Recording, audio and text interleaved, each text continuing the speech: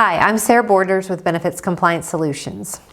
Let's talk about the changes, significant changes that were made to ACA reporting for employers that will apply right now during this reporting season. So it's something you want to know about and make sure that you're communicating to employers that are applicable large employers and therefore have to file the 1095-C forms.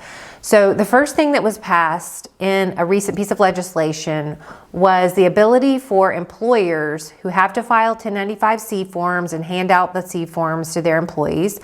This gives them the ability to instead post on a public-facing website the ability for employees to request a copy of the 1095-C rather than them taking the time and expense to mail out all of those C forms to those individuals. So again, they need to post it on a conspicuous public-facing website. They can link it to another website, maybe their HRIS system or shared account or shared type of platform where they can store these items, but they need to have this on a public-facing website, which is a little strange, but that is the way the rules are written. So this previously applied to the 1095-B forms. It's the same relief now applied to the C forms. Another piece that was included in this legislation is for the ability for plans that receive an ESRP payment letter, they call 226J letter. It gives them 90 days to respond to the IRS instead of the normal 30 days. So this is typically always requested once it gets around to the employer and the correct person actually sees it.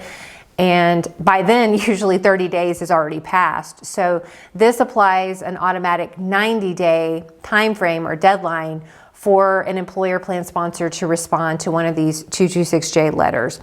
Also, interestingly, it allows for a 6-year statute of limitations to apply for these requests and to apply these penalties. So once employers pass through the 6-year statute of limitations, and they can disregard those forms, they can dispose of them. Otherwise, they will want to keep a record for the past 6 years in case they're requested, in case there's an issue, or of course, if they have to receive one of these 226J letters, requests from the IRS, to make sure that they have these records in place, can respond to them, can adequately pull records related to defense of these assessment penalties. So this is good news for employer reporting. Of course, it still is around, it's still required, but it makes it somewhat easier to comply with the Affordable Care Act, especially for applicable large employers. Let me know if you have any questions. Thanks so much.